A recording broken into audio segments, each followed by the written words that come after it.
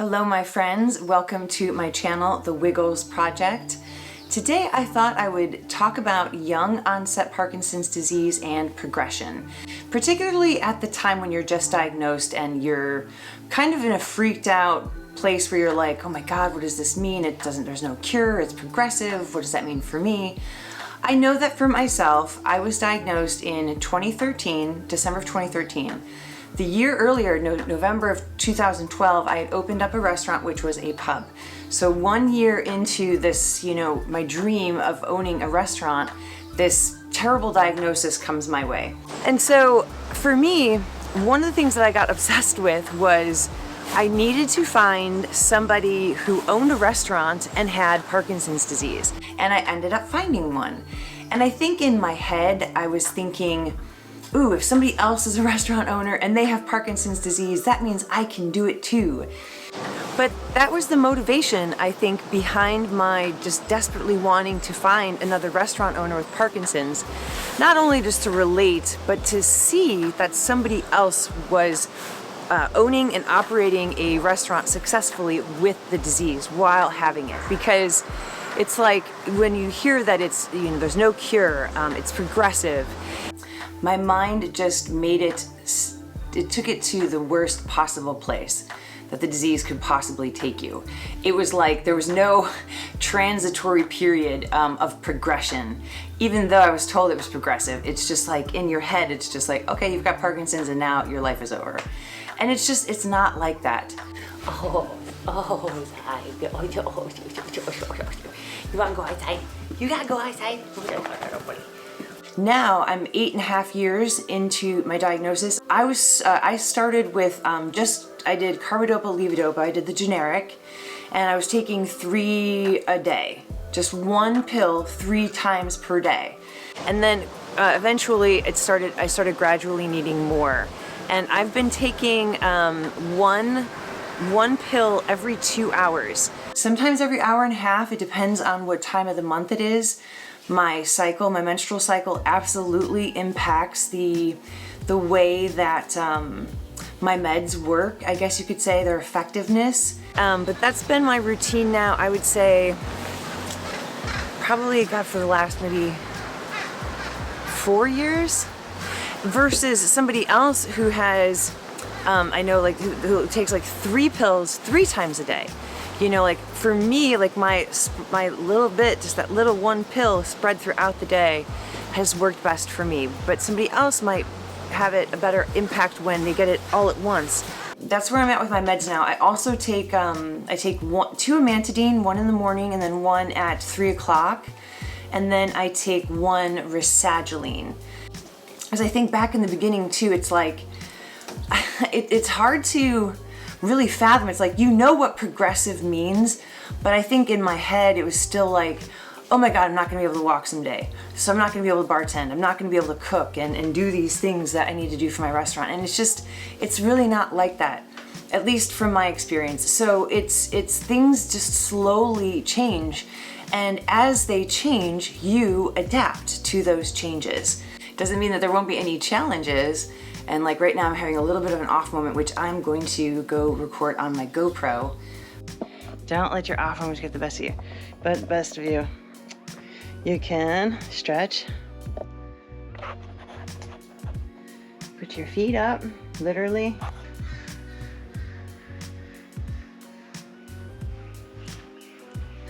So when this happens, you can lay down on the couch. If you want to. You can turn on the TV. Go snuggle with your cats, maybe? Let's see me walk.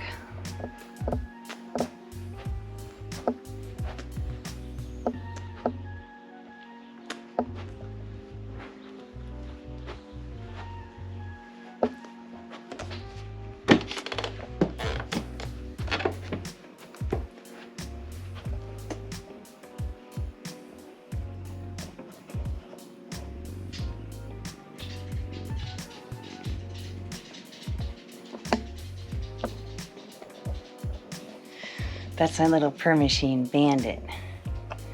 And that's Moji. She's the biggest cat I've ever had. See, hi Moji. Hi. She's like, I don't like that. Want to dance? Da, da, da, da, da, da, da, da, da.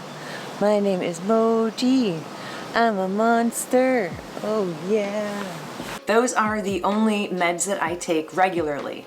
I do have Imbresia, which I am so thankful for. Oh my goodness, I'm not affiliated with them in any way, but it's a rescue inhaler, levodopa inhaler, and when I've been in some pickles, it's totally come to the rescue. So that's a happy addition to my medicine. And so what has happened is that the disease does progress, but it has been very slow, I'd say, for me. I mean, I'm always like, God, if I could just stay here at this place in time, I'd be so happy and so grateful. But that's not how it's gonna be.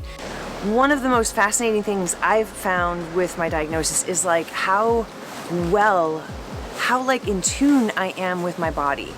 Because I know the second that my medicine is starting to fade, it's like I start moving a little bit slower. My tremor will come out a little bit, more. And then my left leg still doesn't want to move like it just was 5 minutes ago. I mean, but like I'm just so in tune with it. And then it's really interesting. And in the beginning, I didn't need to pay attention so much to what I ate and what I drank. Now I definitely do. Alcohol makes me more dyskinetic for sure, even though it's not all the time. So I've cut back substantially on my drinking habits.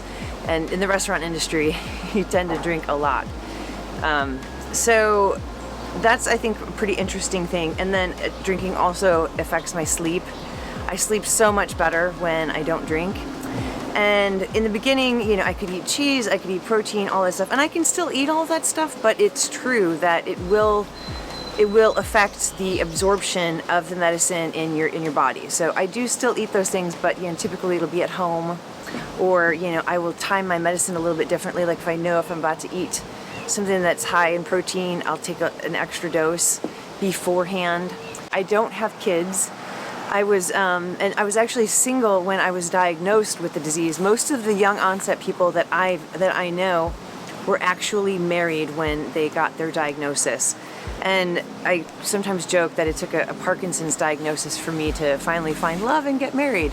So do know that there's hope in that regard as well. And that's right, Nico. Parkinson's makes you It forces you to face the reality that life is uncertain, that none of us have any answers for absolute certain. We just don't. We're here for a finite time, and when you're healthy, you can ignore that reality. Right, Nikos? When you're healthy, you can ignore that reality. Or just not think about it. But with Parkinson's, you have to think about it because you're forced to think about it. And I've gone through a lot in my life, like most of us have. And I've had many ups and downs, and the stress of opening that restaurant and a bad relationship that I'd had where just my heart was just totally broken. I went through some time, a period of depression, and when I got the Parkinson's diagnosis and I found my cognitive behavioral therapist who was just so amazing, something just clicked. All of it just clicked, and it was like, you know what? I'm done being sad and depressed. And I understand when people say that there is no choice really in that matter. Thankfully, something clicked in here. But when I was going through the heartbreak, there was no way that nothing clicked at that moment, like no one could have told me to stop being depressed because life is short. So I understand, that whole side too. But me personally, I'm done with the sadness. What most doctors will say when you get diagnosed is that everybody's journey is different with Parkinson's. This is true. Exercise is the best medicine. This is true. Don't isolate yourself. Find a support group, find friends. Don't be alone, because there are resources out there, and there are people. The Parkinson's community is just this amazing group of people. And so you'll hear all that stuff.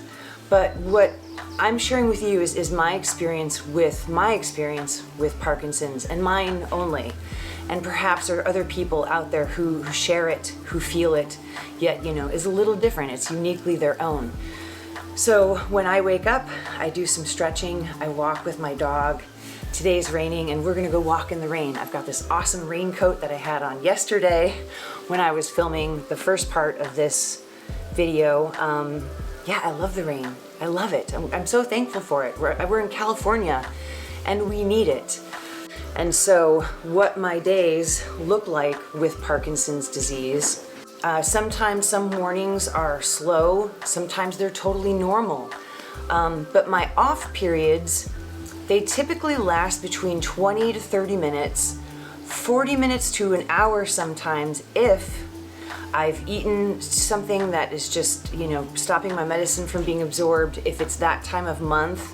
But more often than not, it's around the 20 to 30 minute range. And the thing is with Parkinson's disease, sometimes I don't have those off periods. And if I do, maybe it's like a 5-minute period. Nothing is consistent. So I think that's also where you end up with a lot of, no one really knows. Because no 2 days are exactly the same. And there are days like today, for example, I haven't had any dystonia. But yesterday, the day before, I woke up and I had it. So it's like, okay, no dystonia day. Why? What have I done different? I haven't really done anything too different. I usually wake up for a little bit in the middle of the night, like around between 3 and 4, to use the bathroom. Sometimes I'll have some yogurt with some fruit. I did that both days. And then I go back to sleep for a little bit. And yeah, it's just different. Every day is different. And that uncertainty is ever present. So I'd say too that Parkinson's forces you to face and embrace the uncertainty in life. And it's possible to do. And so when I have my off periods, instead of during those moments getting frustrated with myself or frustrated with the disease, I do what I feel like doing. And sometimes, like I did yesterday, that might be just laying down with my cats, stretching, sitting on the couch. I try not to turn on the TV, but I do. And I do what I am gonna do at the moment. If it happens in public, then I just kind of hang out and wait. It really doesn't happen that often in public yet. And then again, I adapt. I just sent an email, I sent an email to the store manager of this grocery store where I had an off moment. This was the first time anything like this had happened. I was at a grocery store and my medicine just, bam, it just kind of faded. And I was like, oh my God. And I thought that the cart would help support me, but it actually was like propelling me forward with my shuffle and it just didn't work. I had to abandon my cart. It was like, mission, what's your mission? Your mission is to get to your car and get your emergency medicine. So I abandoned my cart, and the cart I abandoned was right at this promo area, right at the little sliding opening door exit, and so I walk out and this employee is walking in and I said, hey, can you help me? And they were like, yes, no problem. And I just said, I've got Parkinson's. I said what my issue was. They just gave me their arm. I put my arm in there. I parked up close, got to my car, and then I gave them my credit card to go ring up my groceries because I spent 45 minutes getting my groceries together. And they brought my bag in and my bags to my car. I gave them a little orange cutie as a tip. I didn't have any cash on me, but they were so nice. But I sent this email explaining what happened, and in that moment, I didn't panic. It wasn't fun. No one wants to be in that situation, but what am I gonna do? Am I gonna just freak out about it? Or am I just gonna try to make the best of a bad situation? And right now, and for the last 8.5 years, I've basically existed in that place where I'm gonna do everything that I can to make the most of a bad situation. Because having Parkinson's is bad. We don't want it. It's a disease that nobody asks for. And yeah, and then also, this is where I'll end. On the flip side, no one asks for a disease like this, but I don't want to have a heart attack or stroke or any of those other things either. None of us do. but it happens. And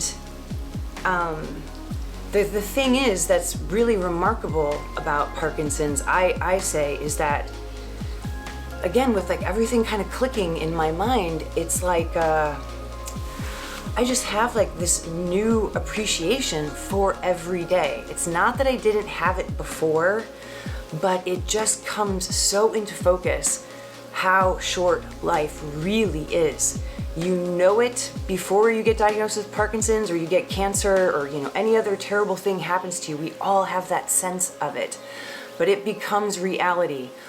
Sadly, when you get these diagnoses, these diagnoses like Parkinson's or multiple sclerosis, or we can name a bunch of other things that can happen to us where I realized how short life is, but yeah, it's just, and I'm actually really thankful for that.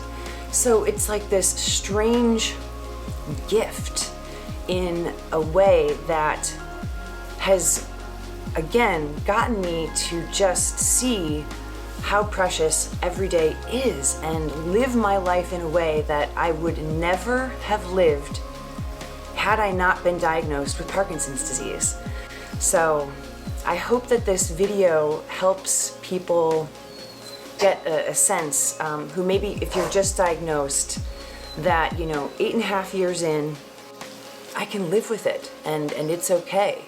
And so can you. And we forget sometimes, I think, how amazing the human spirit is in times of crisis, and that we absolutely can persevere. So my cats are, come here, Moji. Remember Moji? My cat loves to ride. There's this, we have little steps into, what you don't want me talking about the Moji, huh? Don't be talking about the Moji, talking about me. My name's Nico. Oh, look at that face. I call these the baby browns. Oh, those are the baby brown eyes. Oh, it's Moji. And my cat Moji here, she loves Nico. If you've been newly diagnosed, hang in there. Know that you have resources and there is a community of wonderful people out there that you can talk with and that will understand what you're going through, and that you can share your good times and your bad times with. And that happens to all of us in life, whether you have Parkinson's or not. So I do hope that this helps somebody out there. My doggy Nico, do you agree? You want this to help somebody too. We say, take care of yourself, eat good food, exercise, rescue animals, give lots of love. Oh yes, oh yes, oh. My pets make me so happy. Oh. Hopefully something in this video will help your future journey with Parkinson's. Feel free to comment below and let me know what you think. Thank you.